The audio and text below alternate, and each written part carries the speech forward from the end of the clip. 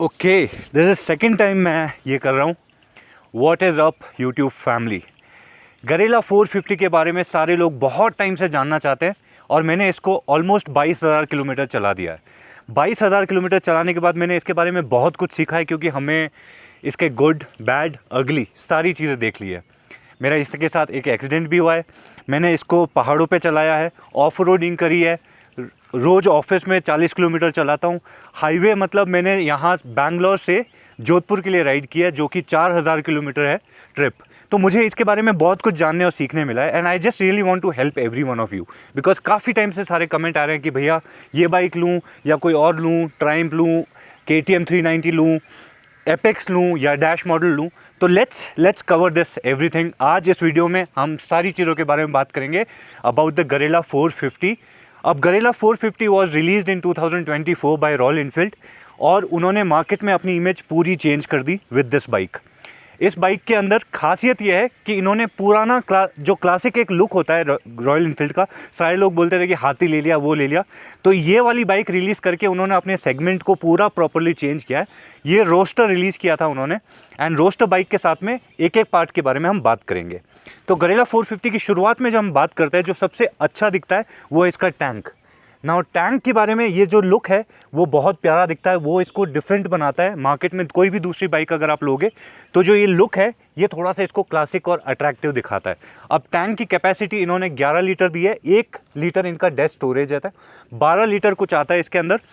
And average जो लोग बहुत ज़्यादा कंसर्न करते हैं, तो 450 सीसी इंजन जो शेरपा इंजन है, ये शेरपा इंजन आप जब हिमालयन के बारे में सोचते हो तो हिमालयन और गरेला 450 का इंजन एग्जैक्टली सेम है, there is no change in it. हाँ, इसके सेकंड गियर में जिन्होंने टेस्ट राइड ली होगी आप में से किसी ने, तो उनको पता चलेगा कि सेकंड गियर में थोड़ा सा ट्यूनिंग किया हुआ है, जिसकी वजह से इस बाइक में एकदम से पुश मिलता है। Now let's start with the second topic, which is your handle. इसकी हैंडल बार में है मेजर डिफरेंस और मेजर गेम चेंज है। जो हैंडल बार है वो अगर आपने एवरी चलाई होगी कभी लाइफ में, तो आप फील कर पाओगे कि थोड़ा सा वो वाला फील देता है। बट अब लोग जो कंफ्यूज हैं डैश और एपेक्स में, तो मेजर चेंज जो है वो एपेक्स और डैश का यही है कि इसके हैंडल एकदम अलग है। अब गरेला 450 डैश मॉडल जो है उसका थोड़ा सा ऊपर की तरफ आ रहा है, थोड़ा सा व्हेन आई से थोड़ा सा 57 mm जो है वो एपेक्स के अंदर इसको रिड्यूस किया गया है, बाकी इसके अंदर थोड़ा ऊपर है। अब मेजर रीज़न इसका हैंडल की वजह से क्या फ़र्क पड़ता है, जो एपेक्स मॉडल है वो आप सिटी में हाईवे में बहुत अच्छे से चला सकते हैं with the tyres, but tyre के बारे में हम बात करेंगे, पहले हैंडल कवर करते हैं। तो जो इसका हैंडल है, जो डैश मॉडल है, ये आपको कहाँ पे हेल्प करेगा, जब आप हाईवे पे लॉन्ग टूरिंग करते हैं या फिर आपको रिलैक्स करके बैठना है, वहाँ पे ये वाला हैंडल डैश मॉडल का आपके लिए काम आने वाला है। अगर आप लोग सोच रहे हैं कि आप सिटी में ही चलाएंगे, ज़्यादा लंबी राइड्स नहीं करने वाले हैं, तो फिर आप एपेक्स मॉडल के लिए जा सकते हैं, क्योंकि उसका कंट्रोल बहुत प्यारा है। एक वीडियो है, आप अगर देखना चाहें तो चैनल में देख सकते हैं। Now let's cover to the tyres part. Tyres इसके जो दिए गए हैं वो बहुत ज़्यादा बड़े दिखते हैं यहाँ से आगे से, बट इनकी जो ग्रिप है डैश मॉडल के अंदर ये सेमी यूज़ के साथ आते हैं। Semi use in the sense आप थोड़ा बहुत हल्का फुल्का ऑफ रोडिंग कर सकते हैं, और हमारे इंडिया की जो सड़कें हैं उसके लिए आपको वैसी ही टायर्स चाहिए होते हैं, तो बहुत अच्छे हैं। और मैंने स्पेशली 21,000 के बाद में जब टायर्स चेंज किए तो I went back to the same tyres. मैंने कोई भी और ब्रांड के या फिर कोई और तरीके के टायर्स नहीं लिए। उसका रीज़न यही है कि मेरा एक्सपीरियंस बहुत अच्छा था। सिमिलरली जो पीछे वाला टायर आता है वो बहुत ही ज़्यादा क्लासिक दिखता है, और जो एक लुक आता है बाइक के पीछे से वो ये इसके टायर की लेंथ की वजह से आता है, या जो आप MM बोलते हैं यहाँ से, उसकी वजह से आता है। And it's way too nice and amazing when it comes to controlling. जब आप कीचड़ में फंसते हैं तो पीछे की तरफ से बाइक हिलती है, वहाँ पे ये बहुत अच्छा सा कंट्रोल करता है।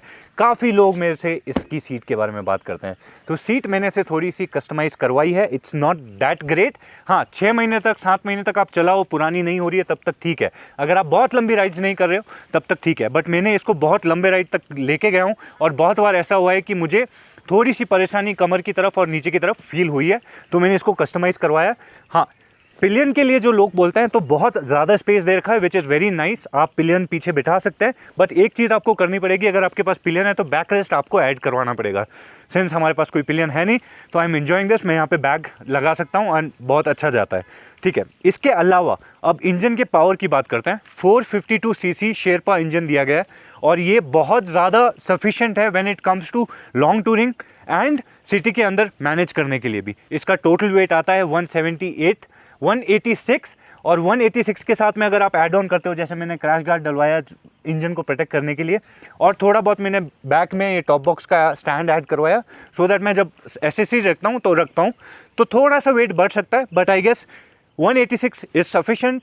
और सिटी में घुमाने के लिए इसके जो हैंडल दिया गया, इट्स आउटस्टैंडिंग। मैं रोज़ 40 किलोमीटर 20 किलोमीटर आना जाना करता हूँ इस बाइक पे, और मुझे कभी भी ऐसा तकलीफ फील नहीं हुई है। एक चीज़ मैं स्पेशली बोलना चाहूँगा, अगर आप लोग डिसीजन लेते हो तो प्लीज़ प्लीज़ प्लीज़ इस बाइक के साथ में आप थोड़ा टाइम स्पेंड करना सीखने के लिए, क्योंकि ये बाइक का जो थ्रॉटल है वो बहुत ही ज़्यादा आउटस्टैंडिंग है, मतलब बहुत ज़्यादा पावरफुल है।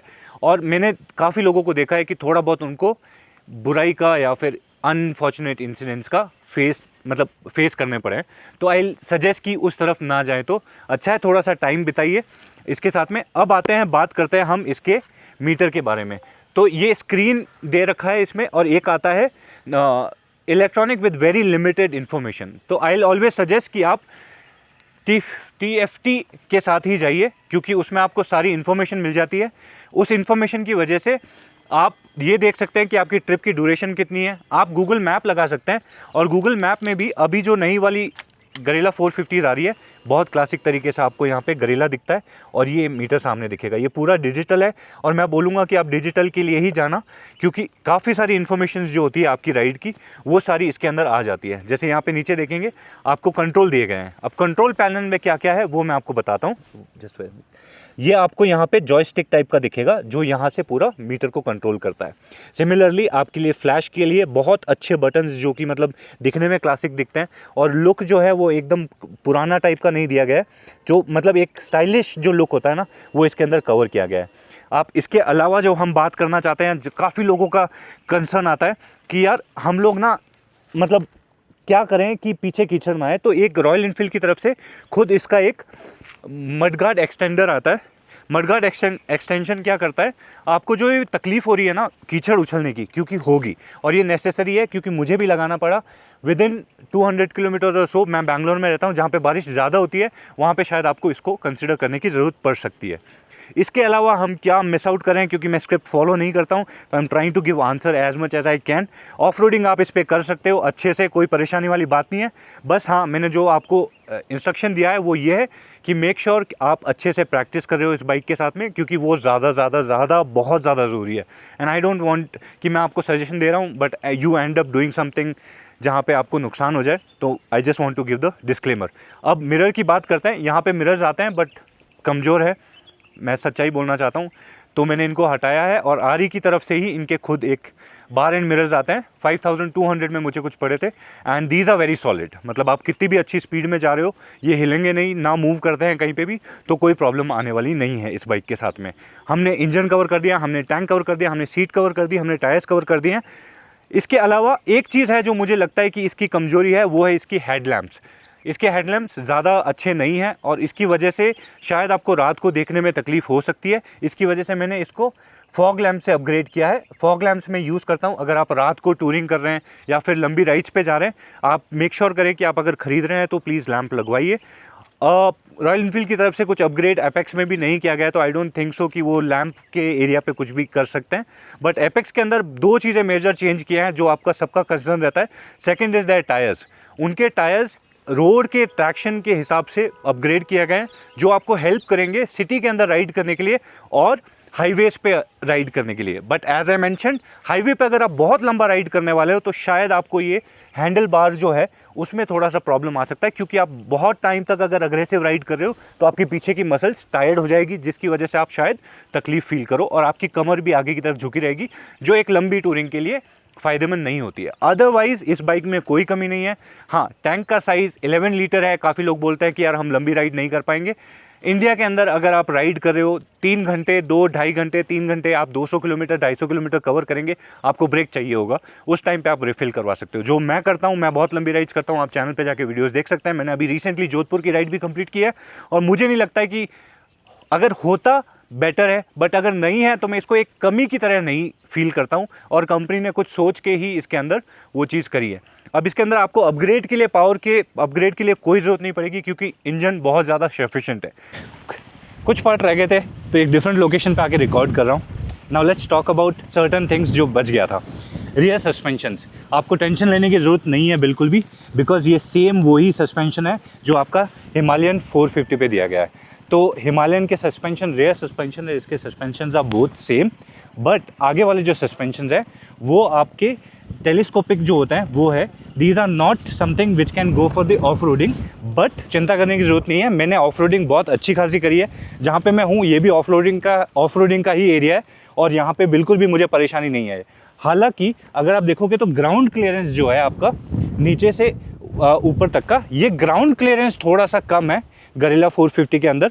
बट मैं ये समझता हूँ कि अगर आपके पीछे कोई नहीं बैठा है ज़्यादा, और पीछे वाला सस्पेंशन अगर आपने एडजस्ट किया हुआ है, तो आपको ज़्यादा प्रॉब्लम आने वाली है नहीं इसमें, ठीक है। तो सस्पेंशंस कवर हो गए हमारे। अब एक बात करता हूँ मैं, जो कि मेन चीज़ है इस पूरी बाइक के अंदर, ब्रेकिंग सिस्टम।